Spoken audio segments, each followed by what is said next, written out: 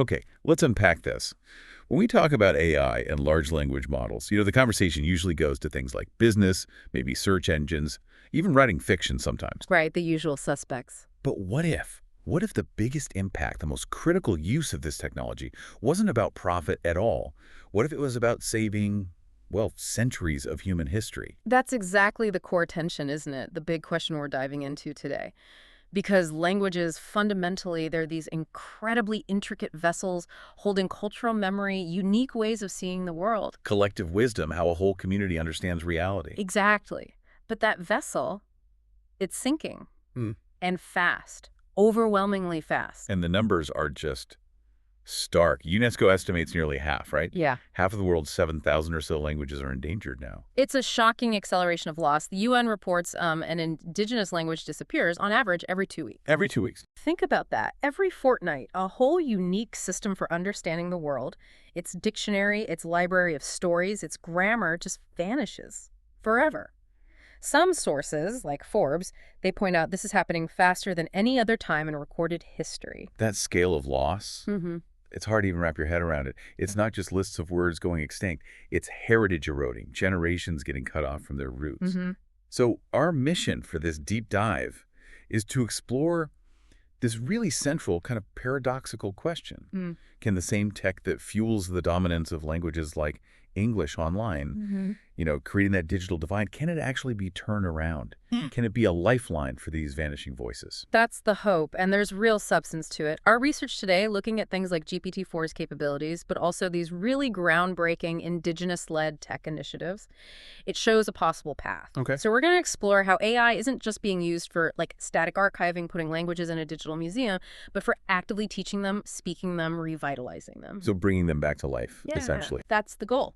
We'll break down the tech that makes this possible, look at real-world projects happening right now, and importantly, tackle the really critical ethical challenges and roadblocks involved. Okay, before we jump into the AI solutions, let's make sure we're clear on the problem itself. Linguists often talk about low-resource languages. Actually. What does that term actually mean in practice? Right. So a low-resource language, basically it's defined by a severe lack of linguistic data. Systemically lacking it. Meaning not enough books, recordings, digital text. Exactly. These are usually languages spoken by smaller groups of people. They often lack standardized writing systems. They don't have many digital tools built for them. And there's not a lot of academic research published about them. Think about English or Spanish, millions of digitized books, websites, forums, academic papers, just massive amounts of data, high quality data. Right, a huge digital footprint. Low resource languages, they just don't have that. Barely any digital footprint at all. And that lack of digital presence, it just makes the problem worse in our modern world, right? That's the digital divide we mentioned.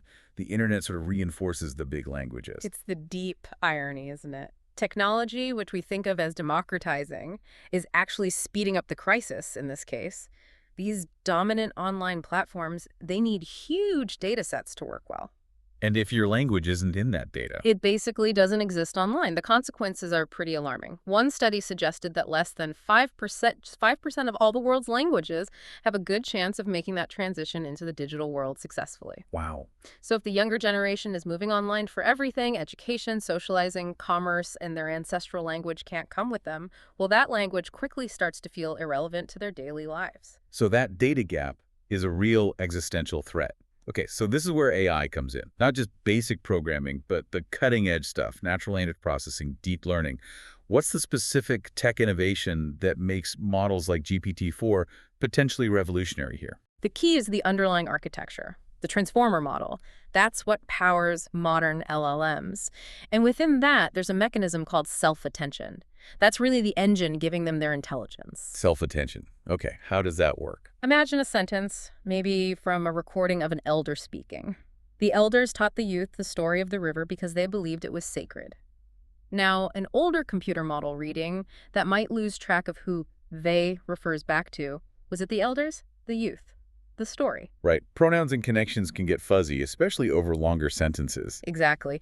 Self-attention lets the model assign different levels of importance or attention to every single other word in the sentence when it's processing just one word. So when the model hits they, it looks back and figures out, the strongest connection is likely to elders. So it keeps the whole context mapped out. Precisely.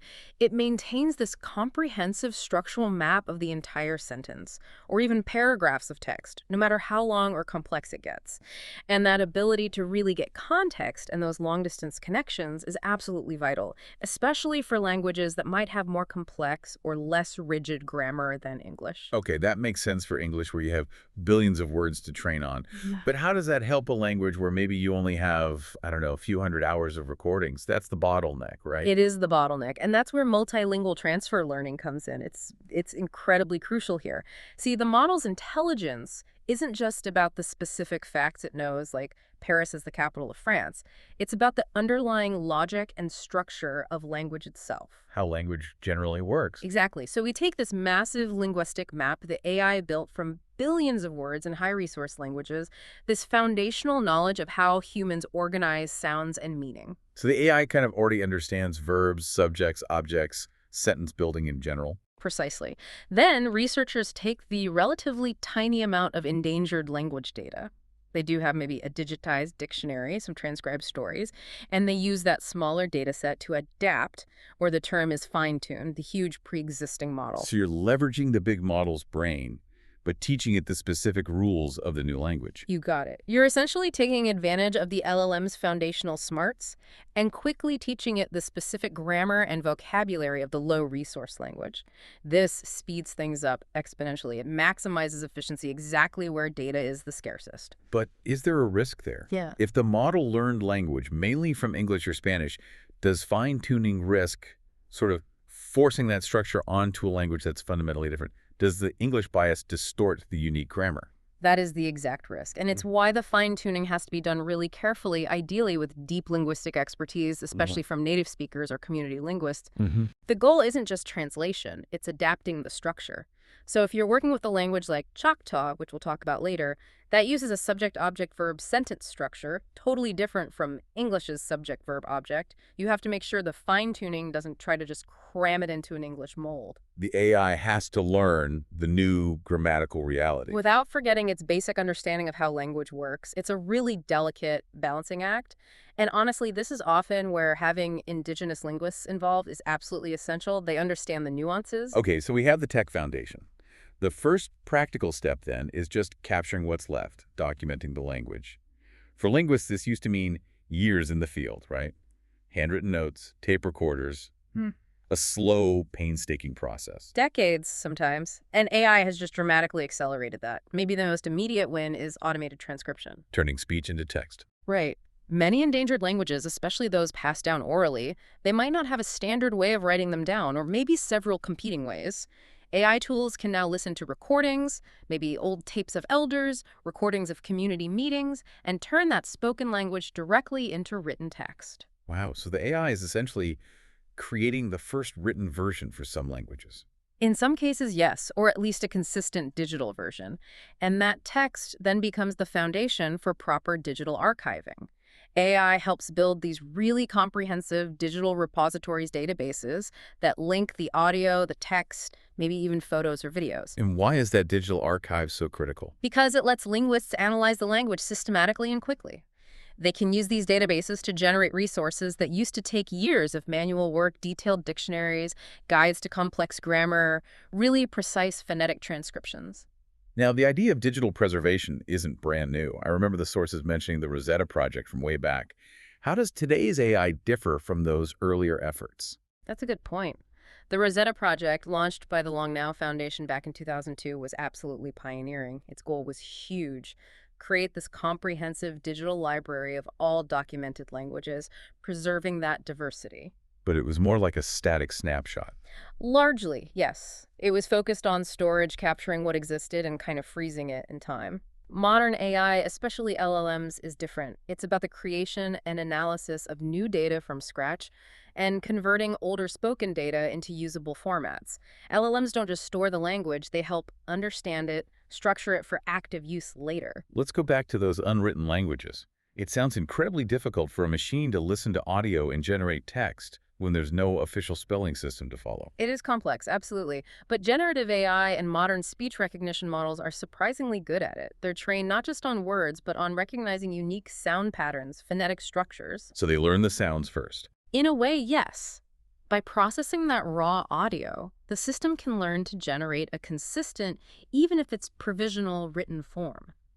This is huge for just getting the basic vocabulary and sentence structure down for languages that existed only in sound, protecting those unique pronunciations and phonetic details that make the language what it is. And getting those sounds right is crucial for revitalization, surely. If learners can't hear the authentic pronunciation. You lose the soul of it, absolutely. The phonetics are like the language's fingerprint. And related to that, AI is also proving really helpful for standardization. How so? Well, historically, you might have different linguists working on the same low-resource language, and they might develop slightly different ways of writing it down, different orthographies. Which must make teaching it a nightmare. Totally. And research becomes inconsistent. AI can analyze these different systems and help communities or linguists agree on or even develop a single standardized way to rate the language, including its phonetic system. That consistency is a massive boost for creating educational materials and making sure everyone's pulling in the same direction for preservation. So AI basically takes what might be scattered, messy historical recordings and notes and helps turn it into a unified, documented, searchable resource. Precisely. It creates order from potential chaos. It turns fragments into a structured database, which is exactly what you need for the next big step, actually teaching the language. Okay, documentation is step one, preserving the record. But the real dream is revitalization, right? Getting people, especially young people, actively using the language again, speaking it, thinking in it. That's the ultimate goal. And once you have that documented foundation, AI offers ways to scale up education that were just impossible before. And this is where the generative part of generative AI really comes into play. Exactly. The power of models like GPT-4 to create customized content on the fly is a total game changer for curriculum development. Think about it. Previously, a teacher for a low-resource language had to painstakingly create or translate every single worksheet, every reading passage, every exercise. And often they'd be stuck using generic materials that maybe didn't quite fit the culture or the specific needs of the learners. Right. Now you can harness an LLM to generate dynamic educational materials that are specifically tailored to that language and that culture. And we're not just talking flashcards.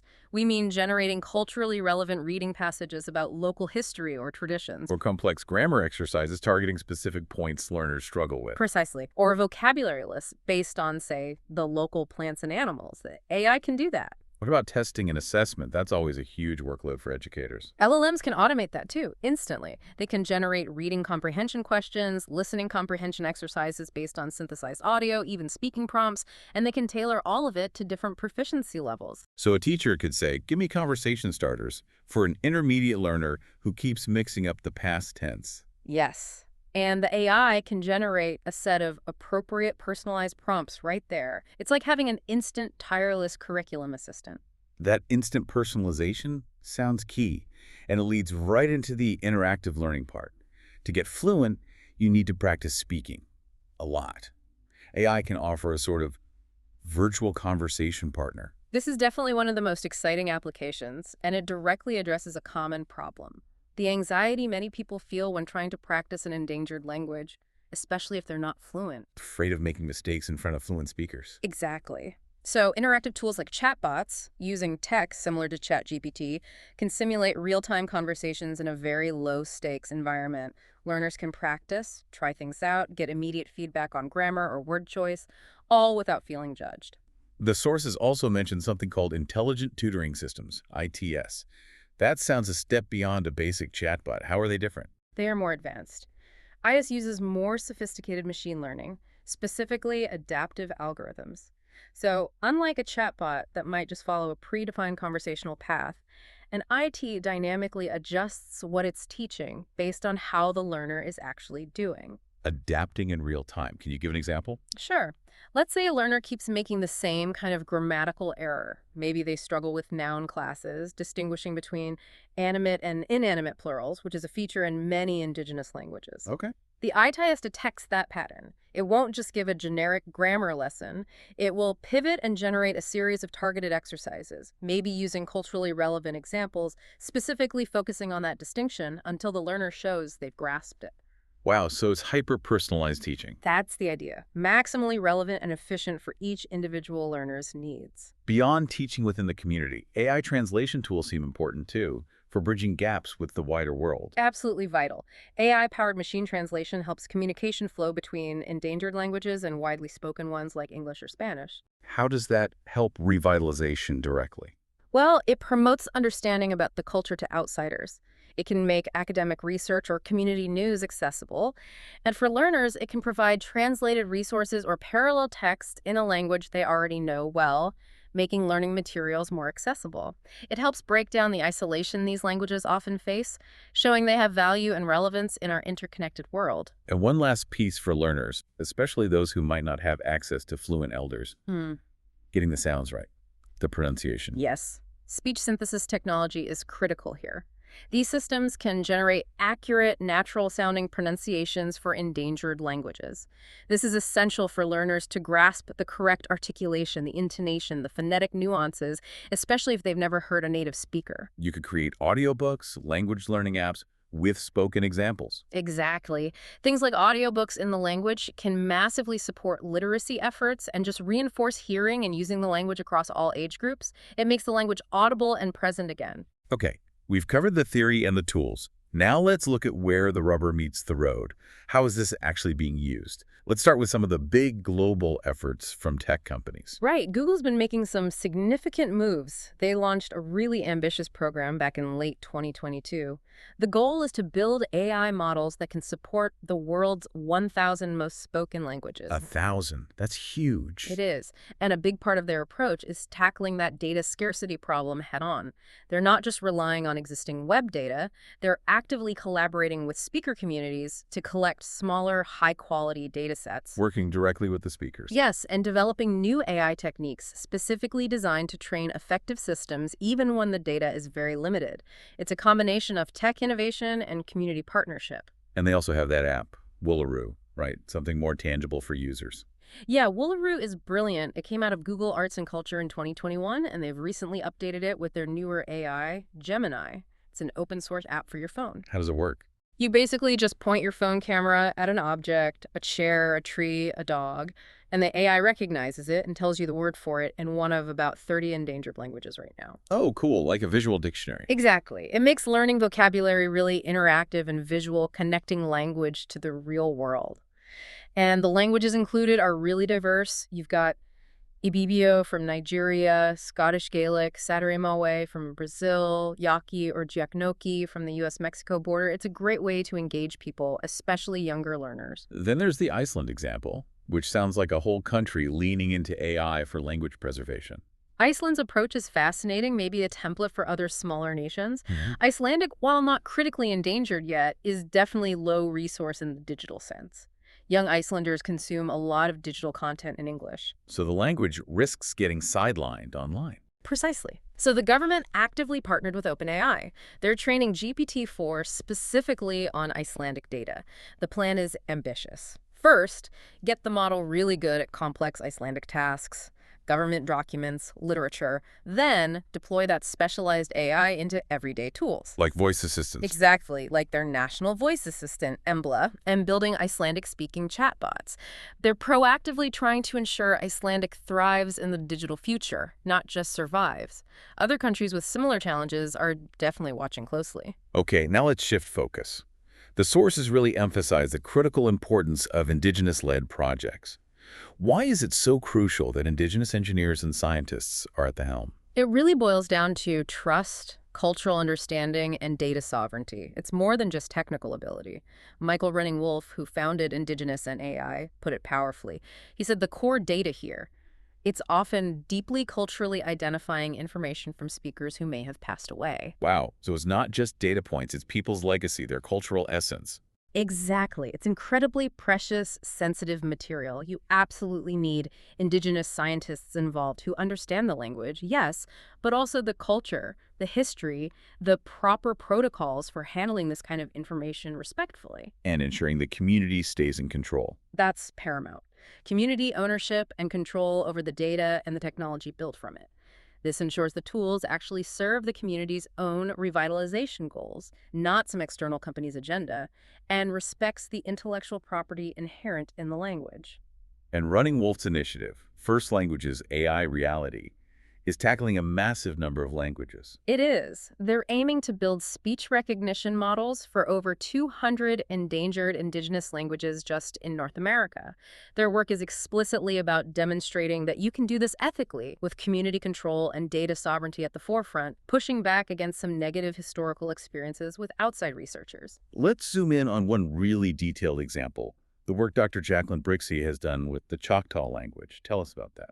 Dr. Brixey's work is a fantastic case study. She's a citizen of the Choctaw Nation herself. Her doctoral research focused on building foundational AI tools for Choctaw, which has fewer than 7,000 speakers left out of over 220,000 enrolled members. A huge gap. Huge. So her first big step was documentation. She created Choctaw, the first digital multimodal corpus for the Choctaw language. It wasn't just transcribing, it was deep linguistic analysis. What makes Choctaw particularly tricky for AI models that are mostly trained on languages like English? Two major things. First, its basic sentence structure. Choctaw is subject-object-verb, SOV.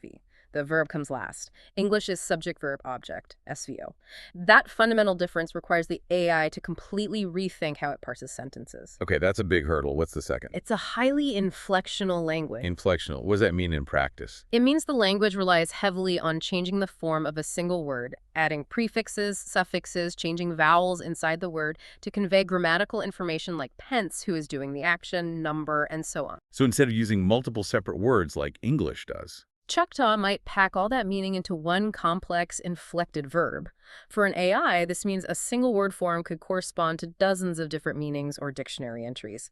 It makes vocabulary recognition and grammar analysis exponentially harder than for a language like English that relies more on word order. so Choctaw had to capture all that complexity. Exactly.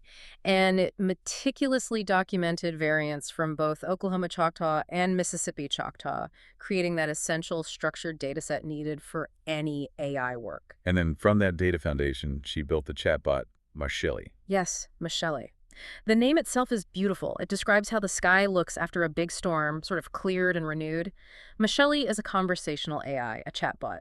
Its knowledge base comes from 17 traditional Choctaw animal stories. Okay. But here's the really interesting part. Michelle is deliberately designed not to give explicit, immediate corrections when a learner makes a mistake. Really? That sounds counterintuitive for a learning tool. Why remove the correction? It's actually a really smart pedagogical choice rooted in understanding the learning environment for endangered languages. For many potential learners, especially in communities where the language might carry historical trauma or has been suppressed, the fear of being corrected, judged by a fluent speaker or even a strict program can be a huge barrier. It stops them from even trying. So Marshally creates a safer space to practice. Precisely. It offers accessible, low-pressure conversation practice. The goal is to build confidence and fluency through consistent, even if imperfect, use. It prioritizes getting people talking over getting every grammatical detail perfect right away. That focus on low-stakes engagement sounds really important for getting younger people involved. It absolutely is. And we see that same focus on cultural relevance and engaging youth in other projects too, like the indigenous Lakota AI Code Camp in South Dakota. What happens there? Every summer, Native teens come together. They're not just learning generic coding. They're designing apps that document specific parts of Lakota culture, maybe sacred plants or everyday vocabulary. It makes AI education feel directly relevant to their lives and their heritage, not like some alien technology being imposed. And what about languages that face social stigma, like Hawaiian Pidgin English? Can AI help there too? Yes, that's where organizations like Tech Natives come in. There was a project by Kyra Kaya, a native Hawaiian student. She built an AI tool specifically to recognize Hawaiian pidgin phrases. Why Pidgin? Because Pidgin, a Creole language, has often been looked down upon, discouraged in schools. Her goal wasn't just archiving, it was using AI to change the narrative, to validate Pidgin as a legitimate and important part of Hawaiian culture and identity. She trained her AI using recordings of her own grandmother, her aunties, her mother, embedding her family's voice into the technology. That's powerful. And there are even efforts to build basic tools like keyboards. Right. Companies like DCCAP are designing digital keyboards specifically for endangered languages. This sounds simple, but it's crucial for digital inclusivity. It lets people actually type in their native script easily rather than trying to use awkward workarounds or Roman letters. It removes another barrier to using the language online every day. Okay, the potential here is clearly enormous, revolutionary even. But we need to be realistic about the challenges. The biggest technical one seems to be the one we started with, just not enough data, the scarcity bottleneck. It's still the fundamental constraint. As computational linguists like David Adelani stress, you just can't train really good, reliable AI models without enough high-quality linguistic data. For most of the world's endangered languages, that digital data simply doesn't exist yet. It's that cold start problem again. Exactly. You need the data to build the model, but you kind of need a model to help efficiently create and structure the data. It's a loop that requires a lot of initial, often manual human effort to break. And even if you can gather some data, actually running these big AI models takes serious computing power, right? Which isn't available everywhere. Precisely. That brings us to the technical and access barriers.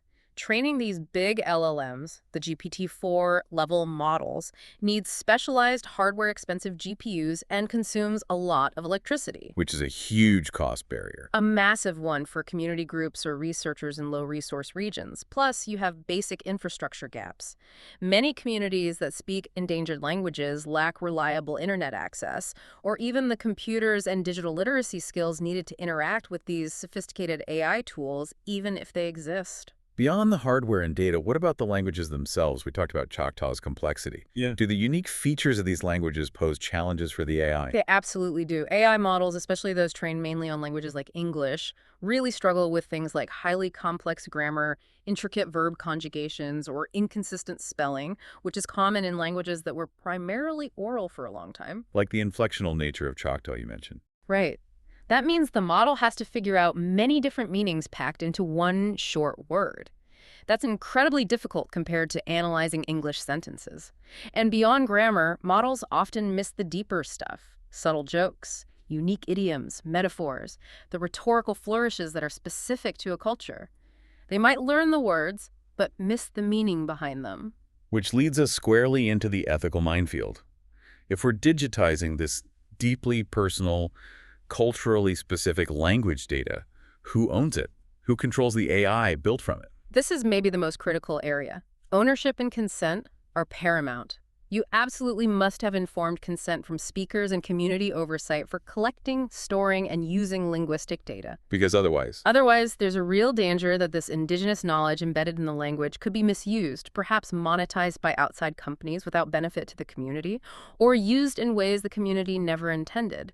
This is why the concept of data sovereignty is so important. Meaning the community retains full control. Full control over how their language data is used, how it's represented, whether and how the resulting technology is shared or open-sourced. There's also a risk, isn't there, that in trying to standardize a language for AI, we might accidentally erase its internal diversity. That's a very real concern.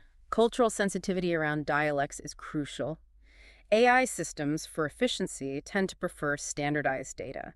So when training an LLM, there's a temptation to use only the most standard or widely documented form of the language. And ignore the local variations. Exactly, which risks creating this single, potentially flattened digital version of the language that doesn't reflect the rich tapestry of how people actually speak it in different villages or families. You could inadvertently erase important regional identities expressed through dialect. And then there's the big philosophical question. If AI becomes central to teaching and maybe even generating language, does it somehow dilute the language? Does it lose something vital by being mediated by a machine? That's the deepest ethical concern, and honestly, linguists and communities are grappling with it. It's a valid worry. Does automating language learning diminish the spontaneity, the richness, the emotional connection that comes from learning from human speakers who carry culture and history in their voice? But could it make the language feel less authentic? Perhaps, but there's a really important counterargument, especially in critical situations. For communities where maybe only a handful of elderly fluent speakers remain, the practical choice isn't usually between a perfect human teacher and an imperfect AI. The choice might be between using AI tools or silence. Yeah. Complete language loss. Exactly. In that context, AI, even imperfect AI, can be seen as a vital stopgap. It's a tool that can enable the next generation to start rebuilding a relationship with their language, to gain some foundation, even if that initial connection is partly machine-mediated. It buys time and creates possibilities. #outro. So wrapping this up, this deep dive really shows the incredible, almost double-edged potential of AI. We've seen how it can drive rigorous documentation, like Dr. Brixey's Chaco project, tackling incredibly complex grammar. And how it enables personalized education at scale. Through tools like the Michelli chatbot or those intelligent tutoring systems, AI offers a speed and reach that traditional linguistics just couldn't achieve alone. It's a powerful new tool in the toolkit for safeguarding cultural heritage. Definitely. It can generate learning resources instantly, bridge communication gaps with translation, preserve unique sounds through speech synthesis. But maybe the single most important takeaway from all these examples, from Google's huge initiatives to the crucial indigenous-led projects, is that AI is not a magic bullet. It's not a standalone solution. It has to be a partnership. Absolutely. Its success hinges entirely on collaboration. You need the tech developers, the linguists, and crucially, the community members working together. To ensure the tools are relevant, effective, And that they respect the cultural and emotional weight of the language. You need that human wisdom guiding the technology, ensuring it captures the nuances, the spirit, the things a machine alone just can't replicate. which brings us to a final thought, something provocative for you, the listener, to consider. Linguists like Andres Kornai make a really sharp distinction. They point out that preservation, just archiving a language, doesn't automatically create a viable language community. Right. Technology like AI might let us create a perfect digital archive of every word, every grammar rule, every sound of a dying language. It can be stored forever in the cloud. But does having that perfect archive actually save the culture? Or does the real lifeblood of a language, its true vitality, still depend on, well, messy, imperfect, active human use? Oh. People speaking it, singing it, telling stories in it, passing it down generation to generation. So the question we leave you with is this. Even if AI succeeds in digitizing every endangered language, does that digital echo truly keep the culture alive? Or is the real work still fundamentally human? Something to think about as we navigate this new era of digital preservation.